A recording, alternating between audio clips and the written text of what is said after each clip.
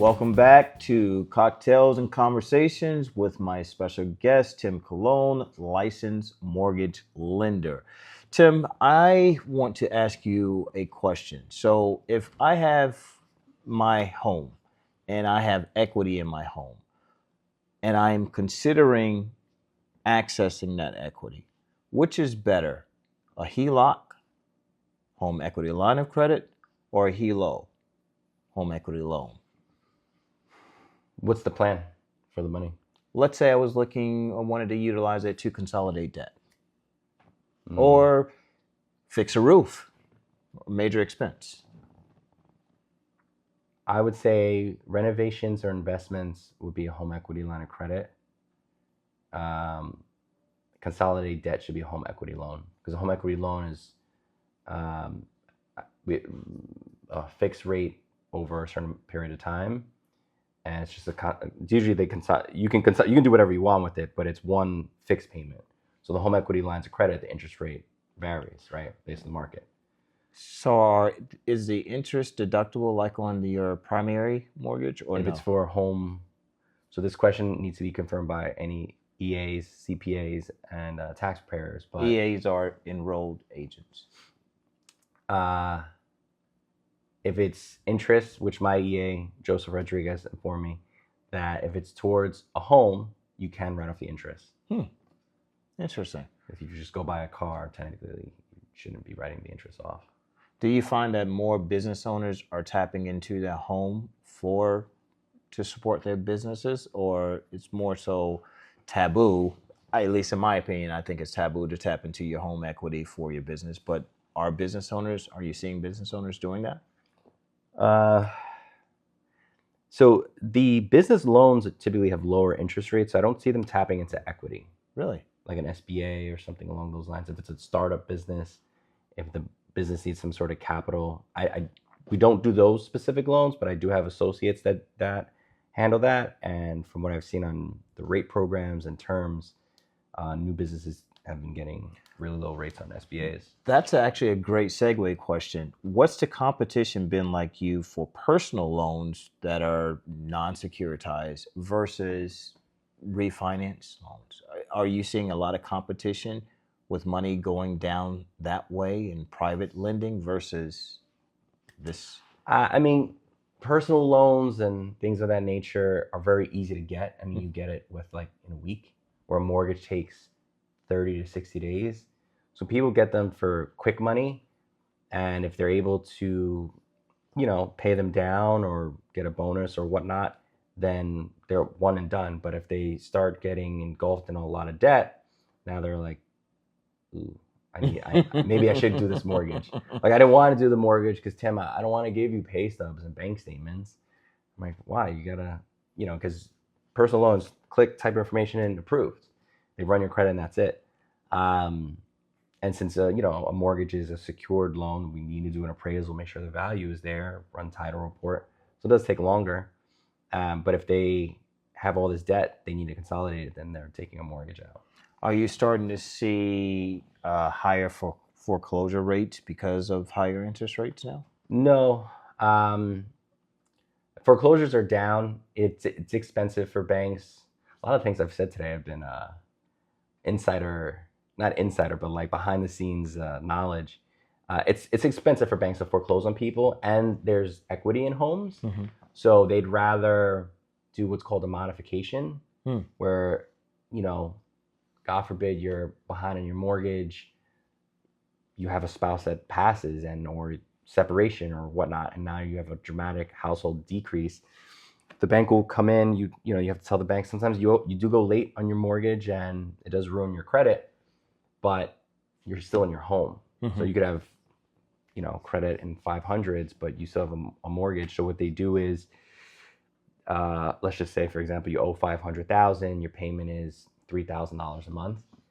They'll, you go to the bank, I can't afford $3,000. They'll take, let's say, $100,000 off, and people have to do their own research on this. This is what I've seen through experience. I can't handle this for you. They'll take $100,000 off. They put what's called a second lien against the property. Now you're paying interest on that 400,000, and now your payment goes from, let's say, 3,000 to $2,000, for example. Um, and that 100,000 stays against the house as a lien. There's no interest on it, but if the person ever sells, they need to recover that. Yeah, the bank needs to get paid. So they have their first lien, their second lien gets paid. Anything greater than that number, that goes to the homeowner, and that's it. So let's say my credit score is fine, and I don't need to do any foreclosure or anything like that. Oh, wait, just before, not to cut you off, for the investors, it's only for primary residence. So if your tenants are not paying, I don't think the bank's going to work with you on modifications. Well, actually, that's a great segue. I appreciate you actually saying that, because what if I am an investor? How much do you value diversification of a portfolio? I know in my field, we talk about diversification all the time. But let's say I'm now venturing into buying properties. Is there a way that one can diversify their real estate properties, or what would you recommend for that investor? Like, is there a starting point? Should they start at a multi-home? Should they start with a commercial property? Should they start, if they are going to do a home, should it be a single family, a multi, for this person that wants to, I guess, dip his feet? Starting off, I would start off with, and I have a ton of capital, let's say, right? I would start with a residential home, get your feet wet with that, because the laws for residential homes, 1 to 4 families, are easier to understand than a commercial loan, a commercial property, because then you're talking bigger stakes. That's 5 units and above, and the tenant laws, and there's cap rates and things like that. Listen, if you can handle that knowledge and soaking all that in with your normal day-to-day, because if you're an investor, this may not be your main stream of income. Correct. You have everything Correct. else. So you have maybe 20% of your day to allocate towards investments. I don't know if I would have the bandwidth to understand commercial properties from the beginning. You get to take on a regular residential home, you understand the laws, you get familiar with the area you're buying in. I know for me, I've spoke to numerous attorneys. Thank you to all the attorneys that have helped me. But I know that because I have a 2-family, there are certain not entitlements, but there's things that help the landlord, being that's a 2-family, and then when it's greater than a 2-family, there are things that are more tenant friendly. If you ever needed to go to court and fight over rent or anything like that, and what tenants are entitled to, and how long for eviction, things like that. Like, you have to know all those things. And unless you have a lawyer in your pocket that you can just ring and they can give you a crash course in real estate law, then, by all means. But if I had to do it all over again, and I had, a decent amount of cash, I would start at residential and then venture to commercial. So, okay, let's go with the residential. Answer this in 5 seconds or less. Which one would you do first? 1-year rental or Airbnb? 1 year. Why? Because steady cash flow, less maintenance. You're not getting, Airbnb is high risk, high reward, but I'd rather just steady cash flow. And, I ask pretty good questions when I interview tenants, and I can figure out their plans. Some tenants are like, I'm going to be here until I retire next year. Like, I only have 1 year left. I'm going to Florida. Okay, I can map that out. I have a year to plan for what you're going to do. Some tenants are, they might be a little wishy-washy, but for the most part, though it's a year, some people do end up leaving the year, but then they renew, and they're like, oh, maybe they meet someone, or maybe they have family or job relocation. I can plan all that out. It gives me time to prepare. So, as a landlord that has rental properties, what are some of the fixed expenses that you see in owning or preparing some of these properties for rental? Prepping for rental, you usually have to paint and remove any damages from the previous tenant, whether it's wear and tear or, typically the tenant is responsible for any holes in the wall from like paintings and things like that. But you do got to paint, and depending on how big your unit is, you know, if they broke a window, maybe any projects that you put off that they were like, you know, I did have a tenant, he was like, you know, you're gonna do the windows. I was like, yeah, and then I go in, I was like, oh, I do need to do the windows. So now you gotta do your windows, insulate. Maybe your floors are banged up. So the in between when tenants are in and out is when you do your projects. So you lose a little bit of time, but it's hard to do any projects when tenants are there. Are the tax incentives a motivation enough for investors to really start considering rental properties? Oh, for sure. I mean, the write-offs, please confirm with any tax person. Um, but the write-offs on properties is great compared to other forms of income. Just because the amount of expenses you put in, but even if you have to pay for a property manager, that's tax deductible too, right? Because that's part of your expenses. There's different line items on the schedule. So if you want to be hands off, you hire a property manager and they'll take care of it for you, and you write those expenses off. So I'm glad you just said that with regard to schedules, because a lot of you, I talk to a lot of clients where they, okay, what tax form should I be looking at? You know, you have the Schedule C's, you have the 1040 and 1099s. What tax forms should an owner that's looking at investing into properties for rental purposes, what should they be looking at? And also to tie to that, should they be looking at a P&L, profit and loss statement, on top of that? So for lending purposes, if these said investors are getting mortgages, and this is for the normal home buyers that own a single family and want to venture into investing into a multifamily, what the document prepared is called a Schedule E. So since I'm going to pre-approve you and look at your income, I'm going to look at this said Schedule E and see the rental income of the property, and then add back certain line items. And then all the line items are your expenses, but some of those items I can add back to determine what your income is. So that number is your on paper number of what profitability is on your property for mortgage purposes. Now, you know, a lot of folks might make $50,000 in rent on a property on paper, what they're showing Uncle Sam, but really they might have other streams that are making, let's say, 70,000. So whatever is your file with the IRS is what I'm using, because a lot of folks are like, oh, my rent is this. I can't use leases. It is very hard, depending on the type of loan program you use, to use just leases. If you're doing a regular residential mortgage, not an investor or a business loan, I have to use the schedule that you file with the IRS. There's other forms of financing, but that's a whole nother topic to get you into a property, but that's what we're looking at. This is actually interesting because I have a client of mine that she has no mortgage on a property.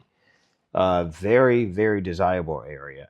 And she is into interior decorating. When I say interior decorating, I guess I should rephrase that. Decorating, period, meaning possibly even knocking down walls.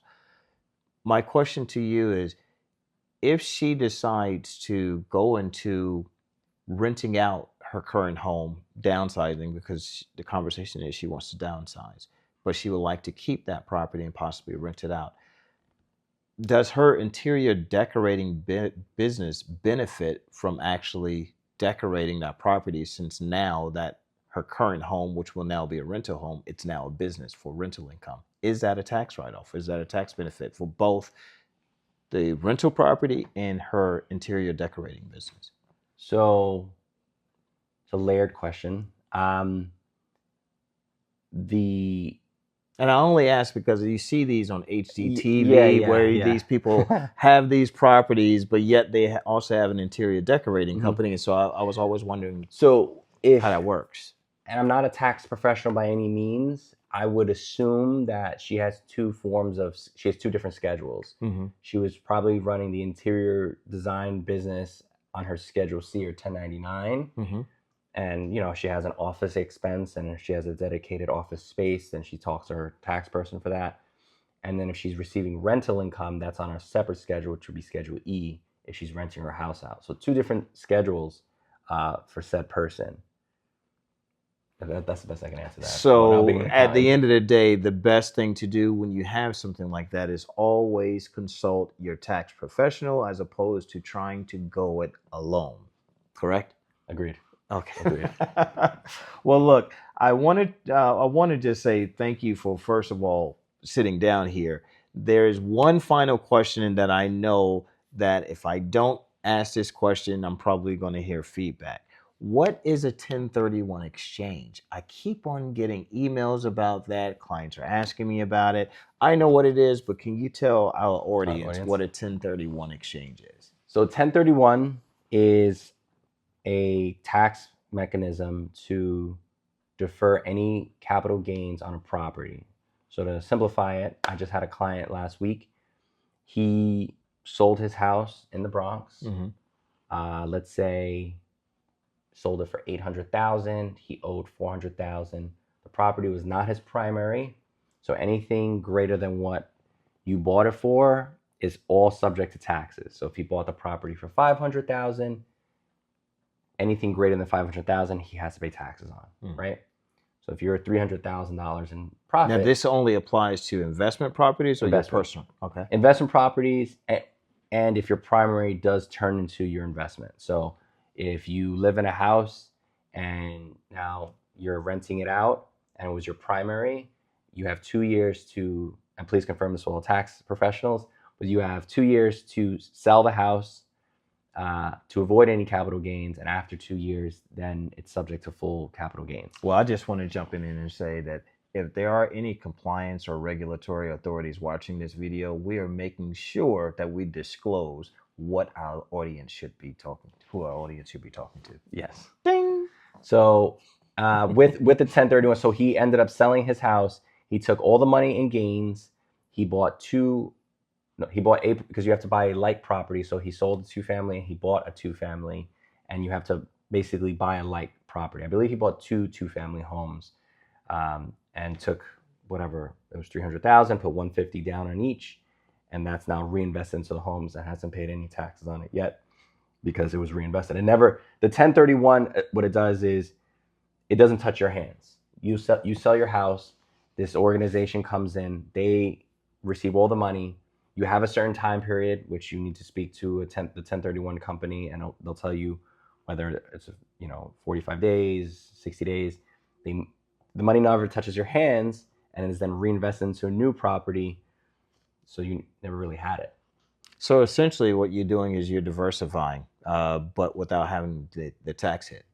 Because that sounds like that's what he did. He was able to take one unit, take the profit from one unit, and essentially sell it, but it never left the quote unquote bucket, if you will, that will expose us to that would expose it to taxes. Yeah, he never touched the money. So with him not touching the money, he wanted to get out of one marketplace and venture into a completely new market.